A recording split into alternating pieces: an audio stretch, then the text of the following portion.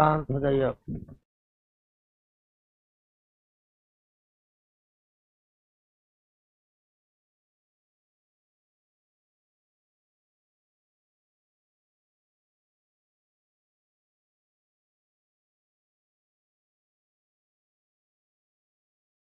कहाँ तक हुआ था जी?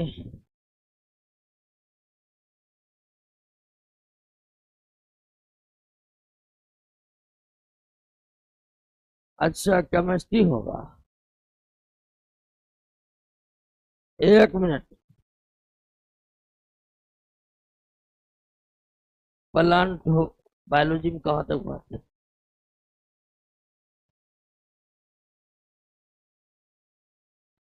बायोलॉजी में 4 चैप्टर हो गया, 1 से 4 तक। क्वेश्चन का आंसर मिल गया, क्वेश्चन याद कर लिए। और केमिस्ट्री में कहाँ तक हुआ था? 1 चैप्टर हो गया, दूसरा चैप्टर होगा।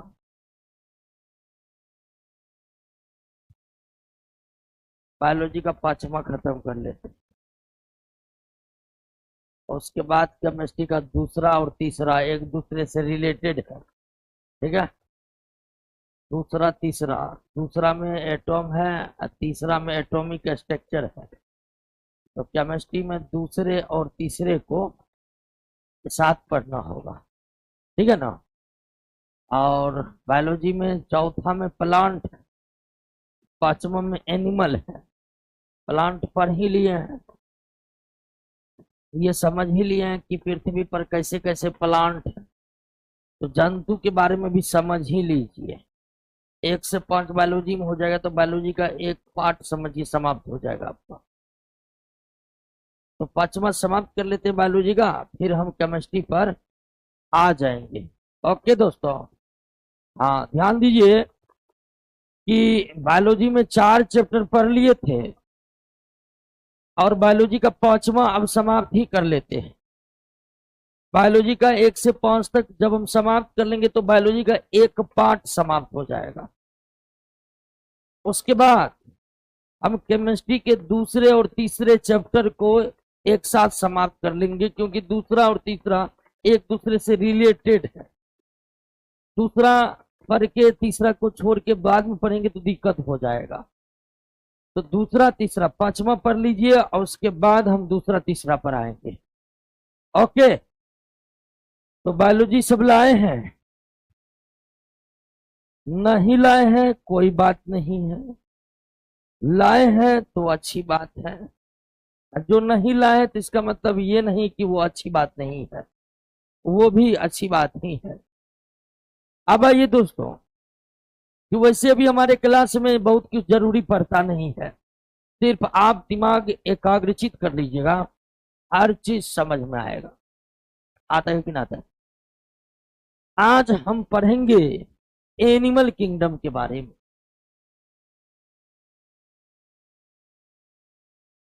एनिमल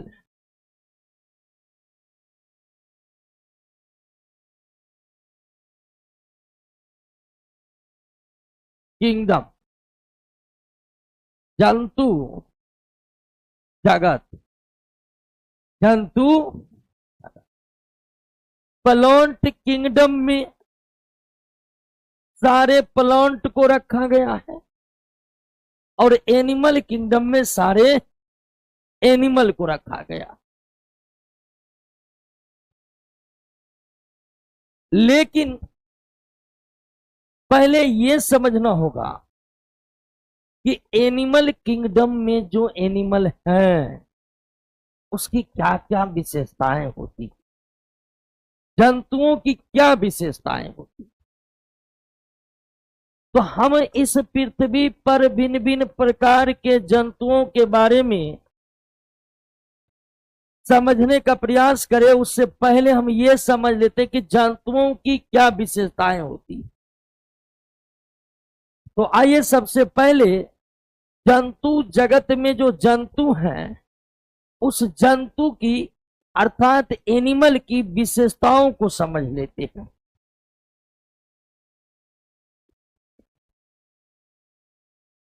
कि जंतु की क्या विशेषताएं होती, एकदम शांत और एकाग्रचित होकर आप समझने का प्रयास कीजिएगा।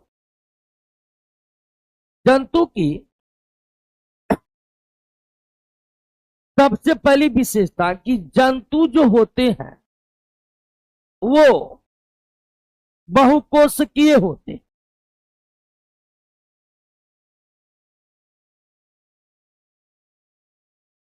क्या होते हैं? बहुकोशिकीय। जंतु मल्टी सेलुलर होगा,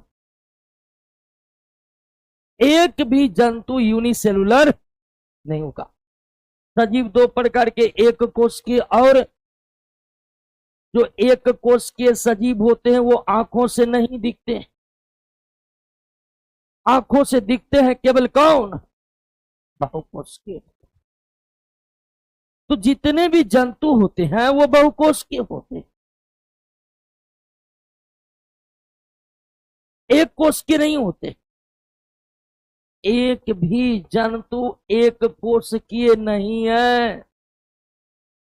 अगर आप कह रहे हैं कि जंतु है तो निश्चित तौर पर वो क्या होगा? बहुकोशिकीय होगा। एक कोश के बल को तो सूक्ष्म जीव कहते हैं। क्या कहते हैं? सूक्ष्म जीव। जो एक कोश के सजीव है वो सूक्ष्म जीव कहलाते हैं। और जब हम कह देते कि ये जंतु है तो निश्चित तौर पर वो बहुकोश के होगा, मल्टी सेलुलर होगा और ये आंखों से दिखेगा। आंखों से दिखेगा, पहली विशेषता। दूसरी कि जंतु परपोषी होते। क्या होते हैं? परपोषी। पौधा स्वपोषी होते हैं और जंतु परपोषी होते हैं। स्वपोषी और परपोषी बता चुके हैं। जो सजीव अपना भोजन स्वयं बना ले, किसी पर निर्भर न रहे, वो स्वपोषी कहलाते। पौधे स्वपोषी होते हैं, वे प्रकाश संश्लेषण के द्वारा अपना भोजन स्वयं बनाते। लेकिन जंतु स्वपोषी नहीं होते हैं, जंतु परपोषी होते हैं। हम लोग भी जंतु हैं, मानव भी जंतु है। और हम अपना भोजन स्वयं बना सकते हैं? नहीं। अब कोई सोचेगा कि हम तो स्वयं बनाते हैं एलपीजी सिलेंडर का यूज करके, रोटी बेल के, वो बात अलग है। मानव अपना भोजन के लिए दूसरे जंतु और पौधा पर निर्भर है कि नहीं है? मानव अपने भोजन के लिए दूसरे जंतु और पौधे पर निर्भर है कि नहीं? और सजीव जब अपने भोजन के लिए किसी दूसरे सजीव पर निर्भर रहे तब पोषण की इस विधि को परपोषण कहते हैं। और जिनमें परपोषण होता है उसे परपोषी कहते हैं। एक पौधा को अपने भोजन के लिए किसी की जरूरी नहीं है, ना तो दूसरे पौधे की जरूरी है और न ही किसी जंतु की जरूरी है।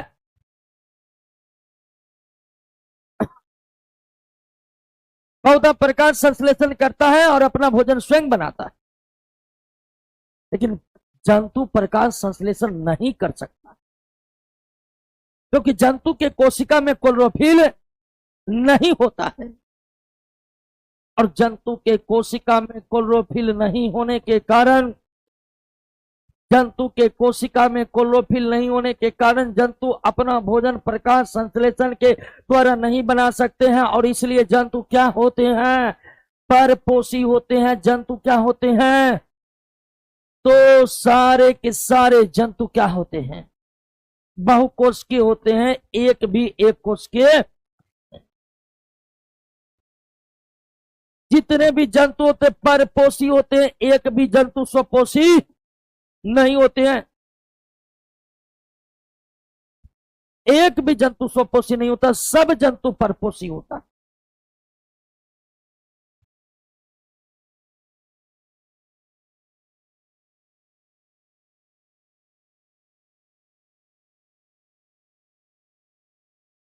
तीसरी विशेषता कि जंतु का जो शरीर होता है, एनिमल का जो बॉडी होता है,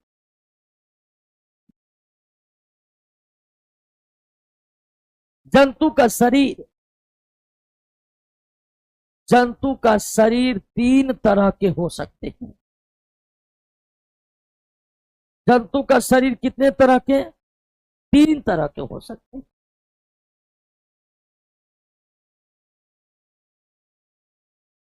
एक है द्विपार्श सममित, दूसरा है आर्य सममित, और तीसरा है असममित। भिन्न भिन्न जंतुओं का शरीर कितने तरह का हो सकता है? 3 तरह का हो सकता है। द्विपार्श सममित शरीर, आर्य सममित शरीर और असममित शरीर। 3 तरह के शरीर हो सकते हैं। किसका? जंतु का। अब आपको समझना होगा कि ये द्विपार्श सममित शरीर क्या है, आर्य सममित शरीर क्या है और असममित शरीर क्या है, इसको आप समझ लीजिए। लेकिन एक बात तो अब क्लियर है कि आप ये जान चुके हैं कि सारे जंतुओं का शरीर एक जैसा नहीं होता। सारे जंतु का शरीर एक जैसा, जंतुओं का शरीर कितने तरह के हो सकते हैं? 3 तरह के। कौन कौन?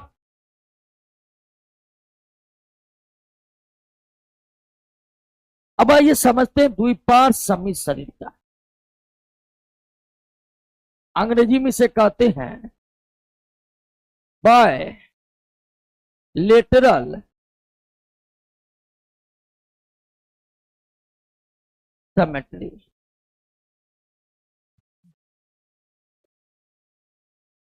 बायलेटरल सिमेट्री हिंदी में से क्या कहते हैं? द्विपार्श सममित शरीर। ऐसा शरीर जिसमें बाएं तरफ की संरचना और दाएं तरफ की संरचना बिल्कुल क्या हो? समान हो।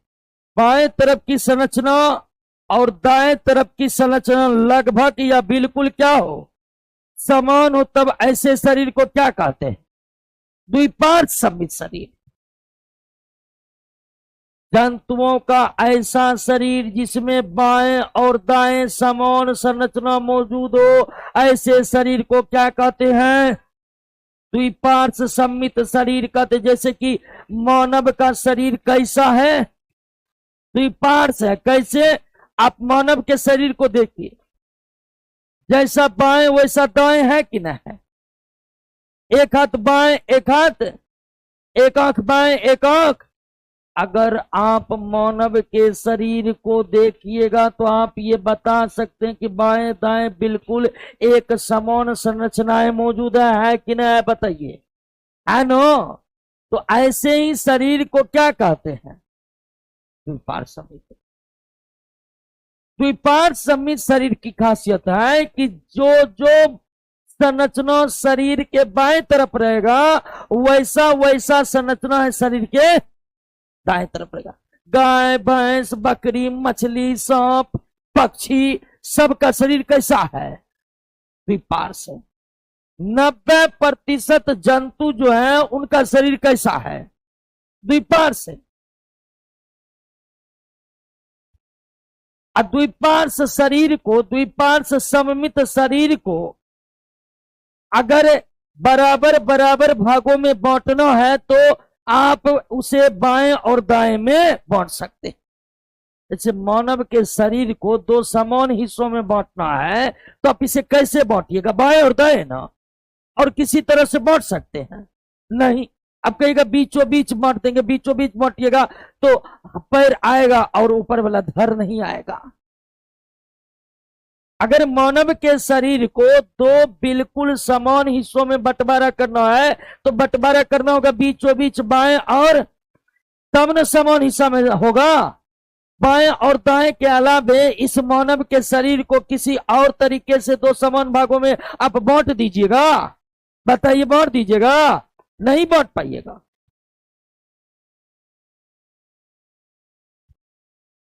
बात समझ गए? तो द्विपार्श्व समित शरीर समझे कि नहीं समझे? जंतुओं का ऐसा शरीर जिसमें बाएं और दाएं समान तरह की संरचनाएं मौजूद हो उसे हम क्या कहते हैं? जंतुओं का ऐसा शरीर जिसमें बाएं और दाएं दो समान तरह की संरचनाएं मौजूद हो उसे क्या कहते हैं? द्विपार्श्व समित शरीर कहते हैं।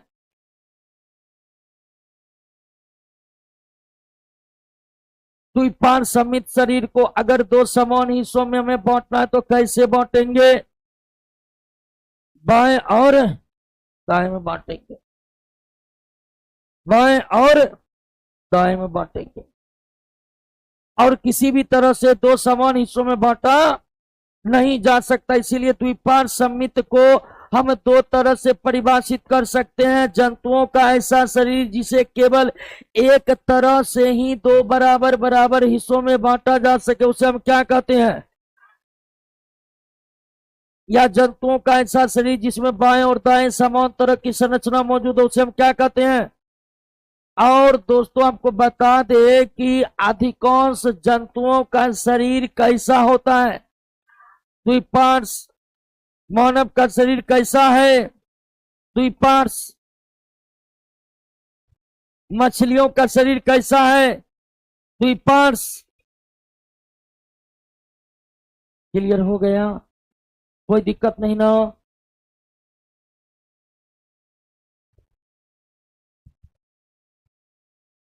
दूसरा है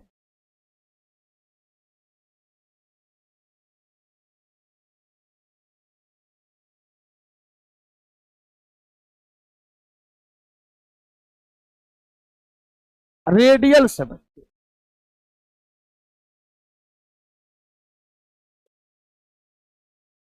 और ये सब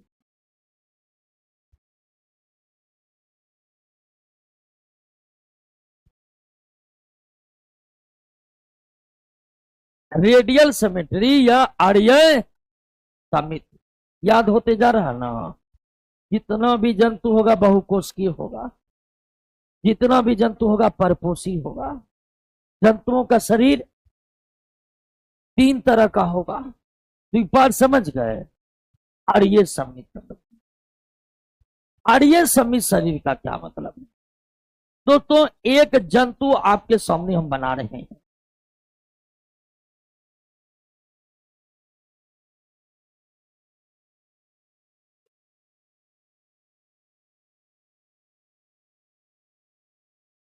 ये एक समुद्री जंतु है जिसका नाम क्या है? हाइड्रा है। एक समुद्री जंतु है जिसका नाम क्या है? हाइड्रा है। क्लियर? हाइड्रा है। अब इस हाइड्रा के शरीर को दो समान हिस्सों में बांटना है तो आप इसे बीच से काट दीजिए, ये दो समान हिस्सों में क्या होगा? बट जाएगा। एकदम बीच बीच काटिए, ये दो समान हिस्सों में बढ़ जाएगा।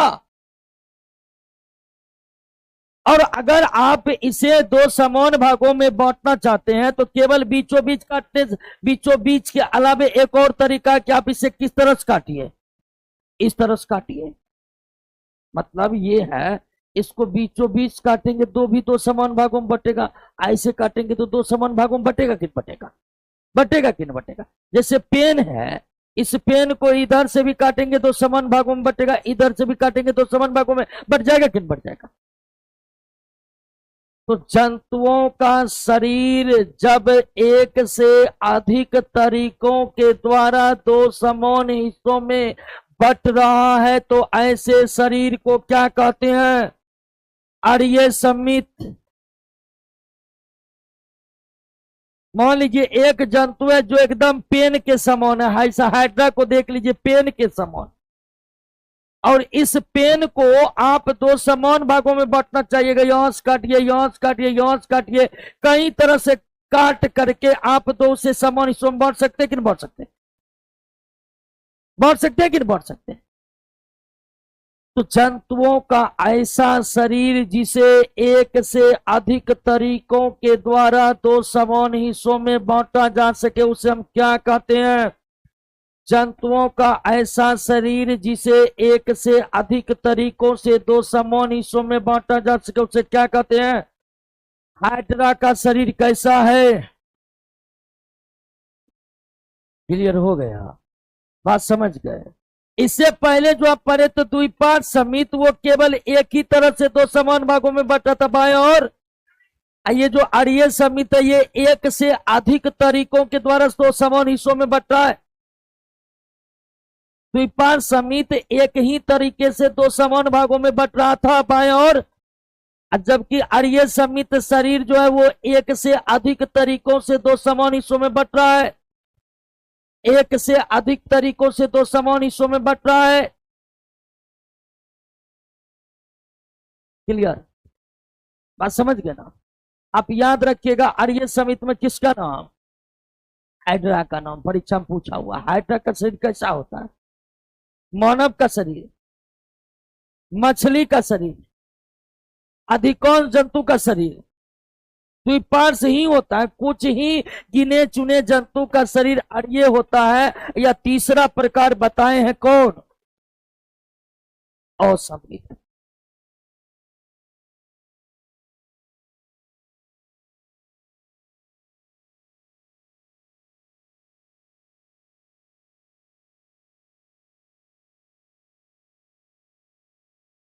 एसिमेट्रिकल।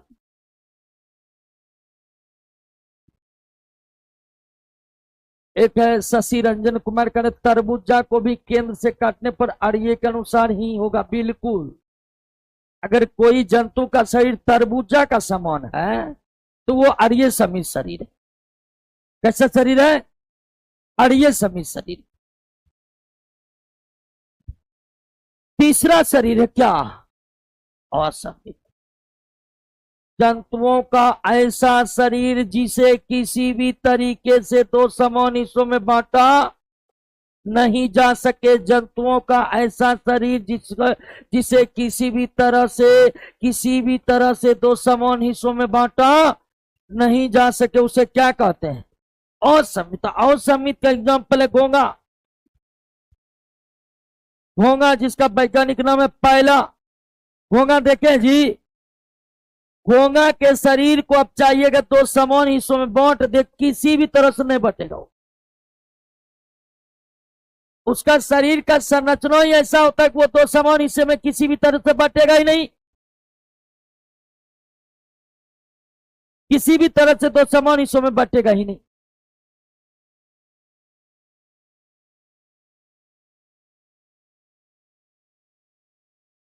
तो बाएं दाएं में बटे तो द्विपार्श्व, बाएं दाएं के अतिरिक्त अन्य तरीकों से भी दो समान भागों में बटे तो अड़िय। और अगर शरीर किसी भी तरह से दो समान हिस्सों में ना बटे तो घोंगा का शरीर कैसा होता है? हाइड्रा का शरीर, मानव का शरीर, कछुआ का शरीर द्विपार्श्व। कछुआ का शरीर द्विपार्श्व।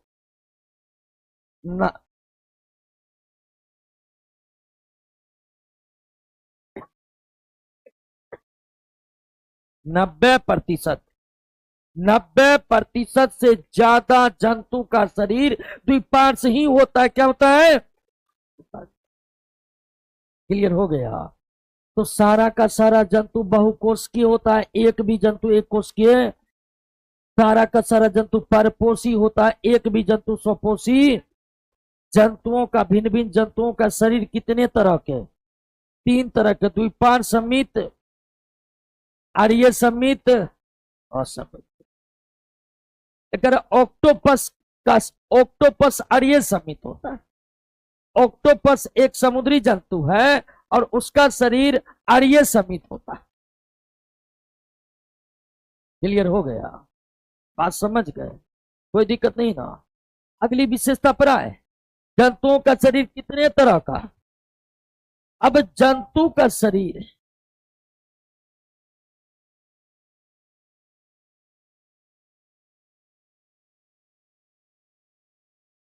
जंतु का जो शरीर है वो 2 स्तर या 3 स्तर का हो सकता है। शरीर का निर्माण कई लेयर में होता है। तो जंतुओं का जो शरीर है दोस्तों, या तो वो 2 स्तर का हो सकता है या फिर 3 स्तर का हो सकता है। अगर जंतुओं का शरीर 2 स्तर का है, जंतुओं का शरीर 2 स्तर का है, तो बाहरी स्तर को कहते हैं एक्टोडर्म, अब भीतरी स्तर को कहते हैं इंडोडर्म। बात समझ गए ना। और यो डायरेक्ट क्वेश्चन, जंतुओं के शरीर के बाहरी परत को क्या कहते हैं, अब भीतरी परत को क्या कहते हैं। और अगर जंतुओं का शरीर कितने स्तर का है, 3 स्तर का है, तो बाहरी स्तर को कहेंगे एक्टोडर्म। क्या कहेंगे, एक्टोडर्म। मध्य वाला स्तर को कहेंगे मेजोडर्म, हिंदी में भी यही नाम है। और सबसे भीतरी स्तर को इंडोडर्म कहते। जैसे हम लोगों का शरीर 3 लेयर में बना है। कितना लेयर, ऊपर में त्वचा का लेयर है जिसको एक्टोडर्म कहेंगे, त्वचा के नीचे मांसपेशी है वो मेजोडर्म है, मांसपेशी के नीचे आहार नाल है। आहार नाल समझ रहे ना, हाँ, जिससे माउथ, लीवर, छोटी आंत, बड़ी आंत जुड़ा है, वो आहार नाल किस स्तर में है, इंडोडर्म में। तो जंतुओं का शरीर या तो 2 स्तर का होगा, या जो जंतु कम विकसित होगा उसका शरीर 2 स्तर का, जो ज्यादा विकसित होगा उसका शरीर।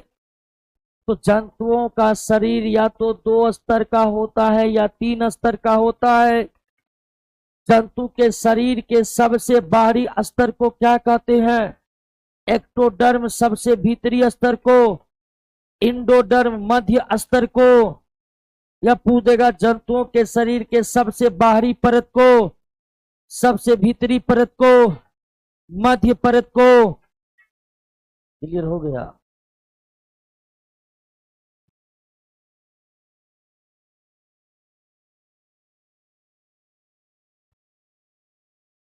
कोई दिक्कत नहीं ना। तो सारा जंतु बहुकोषीय होगा, सारा जंतु परपोषी होगा। जंतु का शरीर कितने तरह का, 3 तरह का होगा। जंतुओं का शरीर का निर्माण कितने लेयर का, 3 लेयर का। एक क्वेश्चन है, हाथी कितने स्तर का, हाथी 3 स्तर का। अधिकांश जंतु 3 स्तर से बना हुआ। मानव का शरीर 3 स्तर का बना हुआ, 3 स्तर का। क्लियर हुआ। अगला,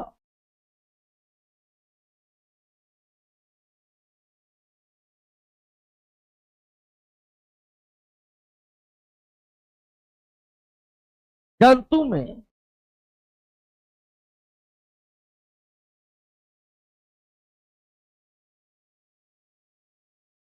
देवगुहा, जिसको अंग्रेजी में क्या कहते हैं, सिलो, क्या कहते हैं।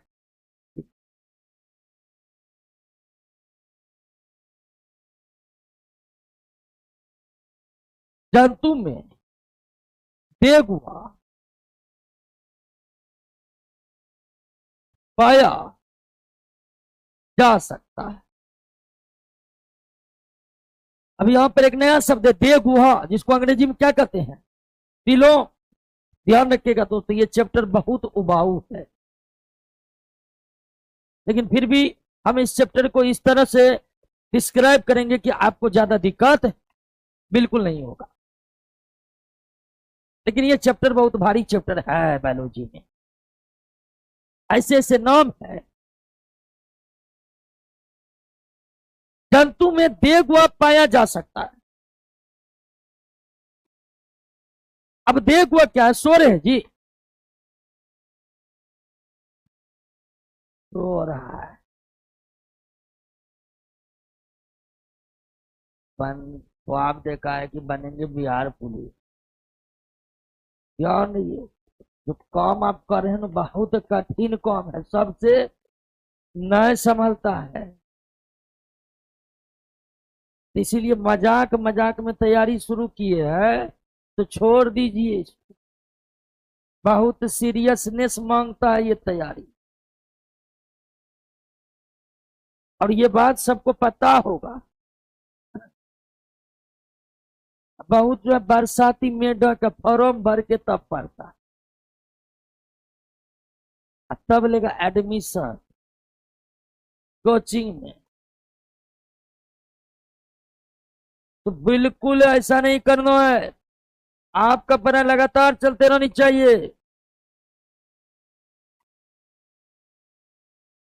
तो जंतु में देगुआ हो भी सकता है, लेकिन देगुआ क्या है इसको समझ लेते हैं।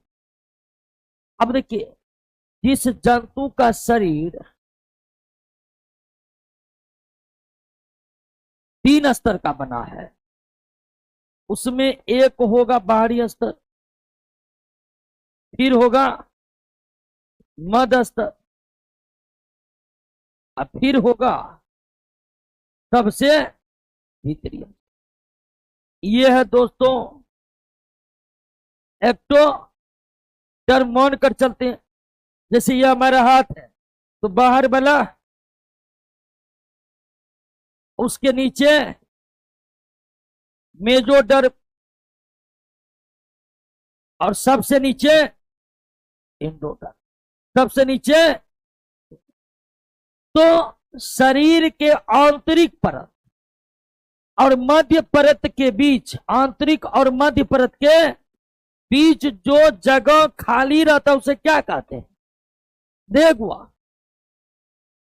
हमारे ही शरीर में सबसे अंदर में छोटी होती बड़ी होती यानी आहार नाल, और उसके ऊपर में मांसपेशियों की मोटी परत। तो आहार नाल मांसपेशी एक दूसरे से बिल्कुल सटे सटे नहीं है, उसके बीच कुछ जगह खाली है। और आहार नाल और मांसपेशी के जो बीच जगह खाली है वही कहलाएगा क्या? तो ध्यान रखिएगा, देगुआ उसी सजीव, उसी जंतु में होगा जिसका शरीर कितने स्तर का है। आपको बताए थे कि जंतुओं का शरीर या तो 2 स्तर का होता है या 3 स्तर का होता है। तो जिस जंतु का शरीर 2 स्तर का है उसमें तो देगुआ बिल्कुल होगा ही। देगुआ होगा केवल उस सजीव, उस जंतु में जिसका शरीर कितने स्तर का? 3 स्तर का।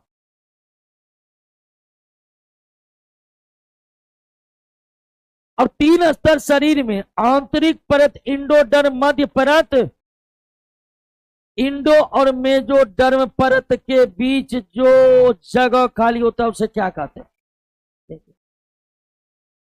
इंडोडर्म और मेजोडर्म के बीच जो जगह खाली होता है उसे क्या कहते हैं?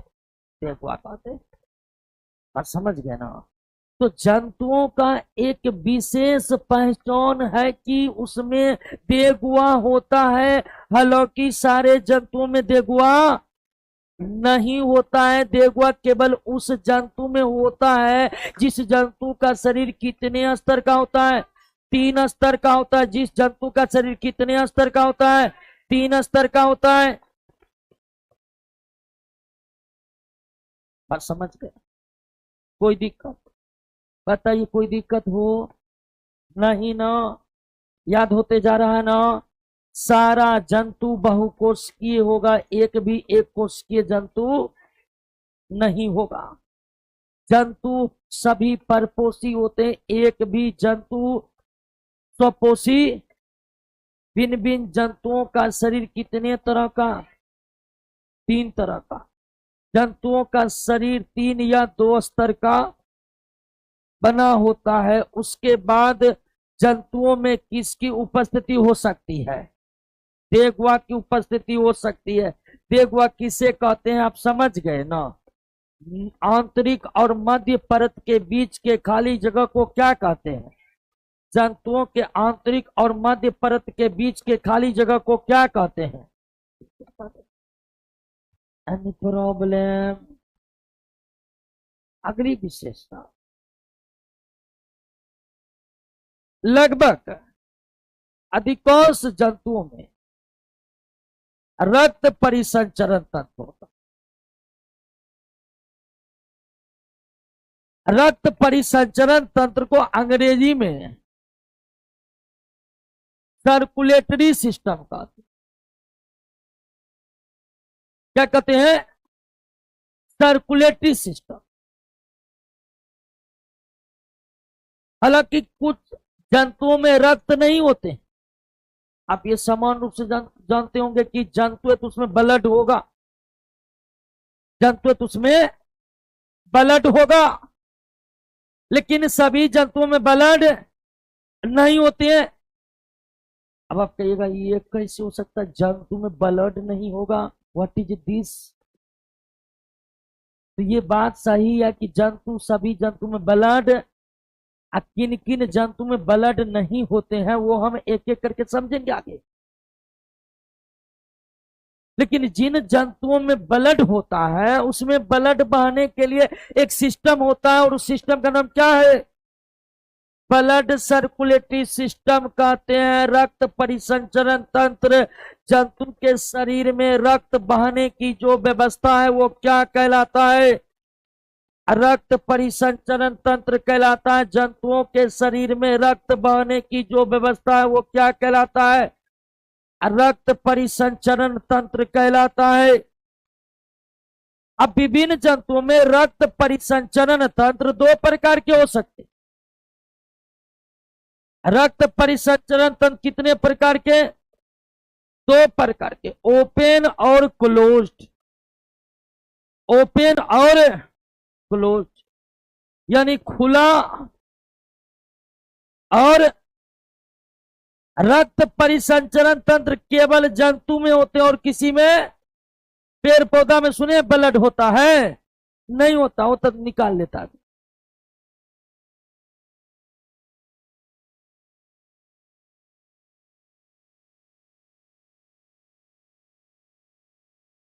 अब आप समझिए कि खुला रक्त परिसंचरण तंत्र क्या है और बंद रक्त परिसंचरण तंत्र क्या? क्या मतलब है खुला रक्त परिसंचरण तंत्र? बहुत लोग कह रहे स्पीड में पढ़ाइए। नहीं दोस्त, स्पीड में पढ़ाएंगे सब कुछ ऊपर ऊपर से निकल जाएगा।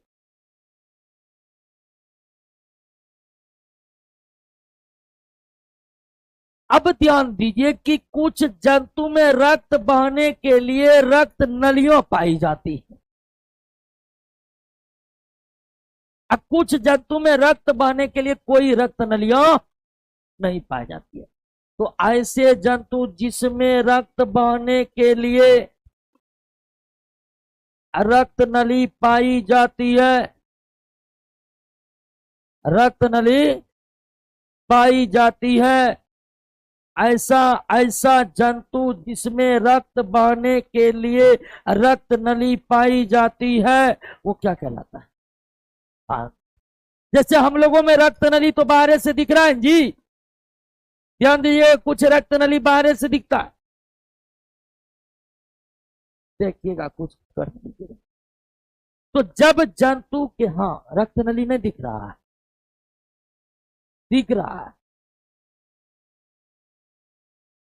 तो जब रक्त बहने के लिए शरीर में रक्त नलियां हो तो ऐसे रक्त परिसंचरण तंत्र को क्या कहते हैं? जैसे मानव का रक्त परिसंचरण तंत्र कैसा है? बंद।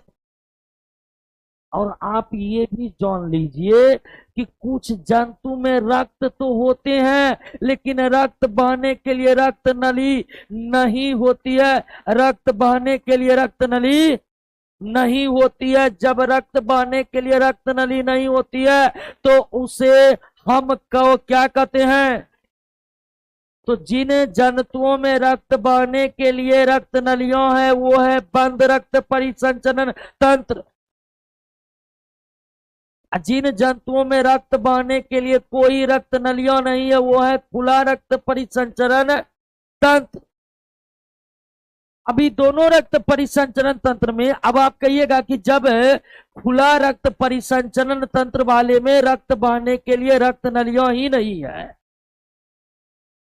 खुला रक्त परिसंचरण तंत्र वाले जंतु में रक्त बहने के लिए रक्त नलियों ही नहीं है, तो उनमें रक्त का बहाव होता है कैसे? तो जिनमें रक्त नलियों नहीं है रक्त बहने के लिए, उसका रक्त किससे होकर बहता है? देहगुहा से होकर बहता।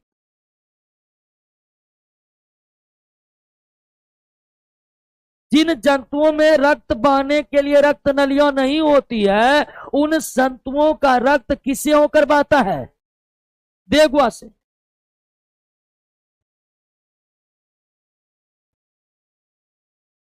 अब आप ये भी समझिए दोस्तों कि जिन जंतुओं में खुला रक्त परिसंचरण तंत्र है, उस जंतु का ब्लड लाल नहीं होता। लाल कलरलेस होगा, हरा होगा, उजला होगा। उसे उजला का मतलब है कलरलेस, कलरलेस ब्लड होगा, हरा ब्लड होगा। लेकिन लाल, लाल अगर ब्लड है तो वो कैसा रक्त परिसंचरण तंत्र? तो बंद रक्त परिसंचरण तंत्र जिस जंतु में होगा उसका ब्लड लाल होगा। खुला रक्त परिसंचरण तंत्र वाले में ब्लड लाल नहीं, ब्लड जो है कलरलेस होगा, यानी कि व्हाइट होगा, हरा होगा। बहुत कीड़ा मकोड़ा को मारे होंगे, हरा रंग का द्रव निकलने लगता है। नहीं मारे हैं तो अच्छी बात है, मारे हैं तो इसका मतलब ये नहीं कि वो अच्छी बात नहीं है। तो कीड़े मकोड़े जो है ना, कीट और मकड़ी, कीट और मकड़ी का रक्त परिसंचरण तंत्र कैसा होता है और उसका रंग लाल। अब मच्छर को मारिएगा ना, कलरलेस ब्लड निकलेगा। अब मच्छर किसी को काट के ब्लड चूस लिया है तो वो तो रेड कलर का होगा ही होगा। लेकिन अगर मच्छर किसी को नहीं मारा तब उसको मारेगा, देखिएगा पानी निकलता, पानी। वो पानी नहीं है, वो ब्लड है, ब्लड। वो कलरलेस ब्लड है, कलरलेस ब्लड।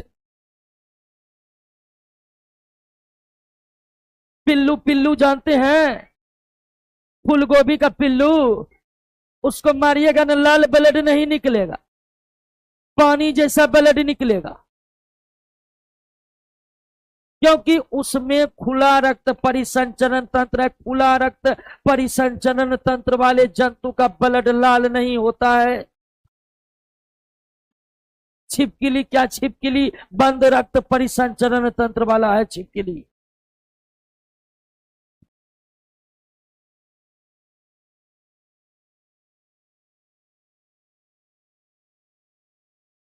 क्लियर? तो जंतु का कितना विशेषता बताए। और हमें लगता है कि हम जंतु की विशेषता आपको याद हो गया।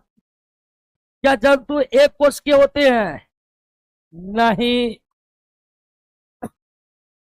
जंतु एक कोष के, जो भी जंतु है बहुकोष के होते। एक कोष के को तो सूक्ष्म जीव कहते, एक कोष के वाला को जंतु नहीं कहते, सूक्ष्म जीव।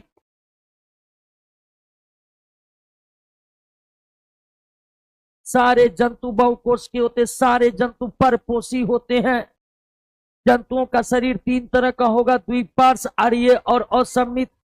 जंतुओं का शरीर 2 या 3 स्तर का बना होगा। जंतुओं में देखुआ भी हो सकता है, हालांकि सारे जंतु में देखुआ। जंतुओं में रक्त बहने की जो प्रक्रिया है, रक्त परिसंचरण तंत्र, वो कितने प्रकार के होते हैं? मानव का रक्त परिसंचरण तंत्र कैसा है? क्लियर हो गया? समझ गए? ये था जंतु की विशेषताएं।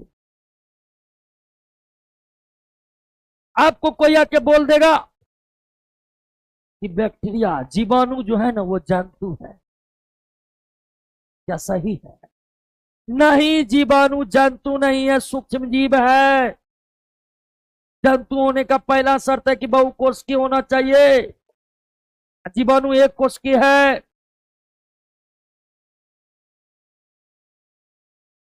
कोई दिक्कत नहीं ना? जंतु की विशेषता समझ गए ना?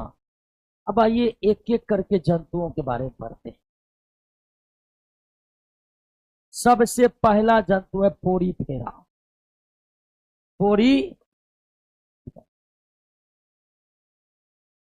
पोरीफेरा।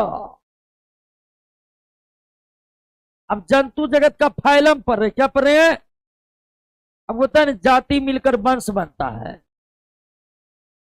फैमिली।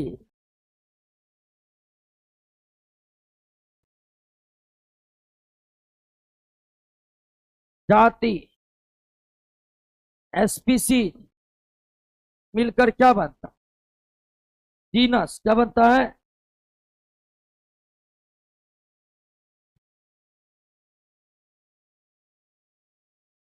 वंश मिलकर क्या बनता है? कुल, यानी फैमिली। कुल मिलकर ऑर्डर, ऑर्डर मिलकर क्लास, क्लास मिलकर फाइलम, अब फाइलम मिलकर किंगडम। किंगडम को हिंदी में क्या कहते हैं? सजीव की जाति है लगभग कितना, लेकिन इसे एक एक करके पढ़ सकते हैं। तो जाति मिलकर वंश, वंश मिलकर कुल, कुल मिलकर गण, मिलकर वर्ग, मिलकर फाइलम, मिलकर और हम पढ़े एनिमल।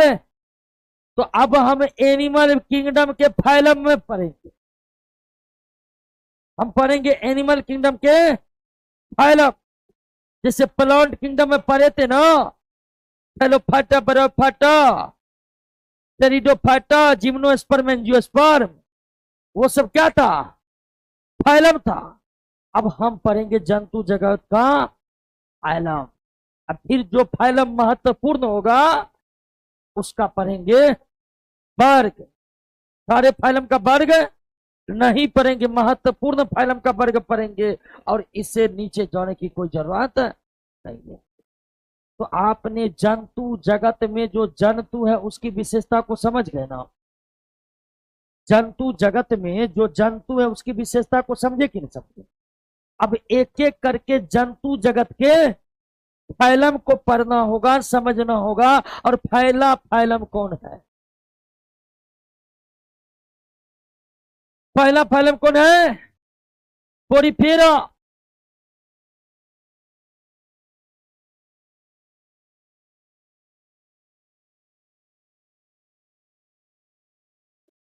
और पोरीफेरा के बारे में दोस्तों कल पढ़ा है।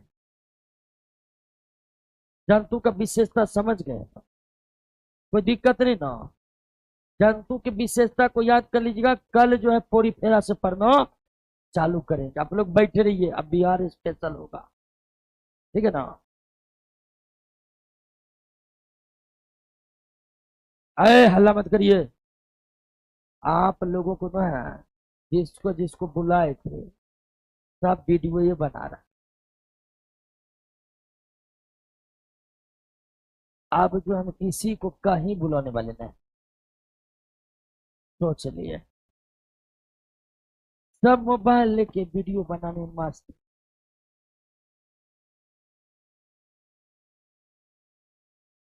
ठीक है दोस्तों, मिलते हैं कल के क्लास में। आज थोड़ा बिहार पुलिस नहीं बनना है? बनना है कि नहीं बनना? अगले साल बनना, किसी साल बनना? तो जो बोल रहे हैं सुनिए। उस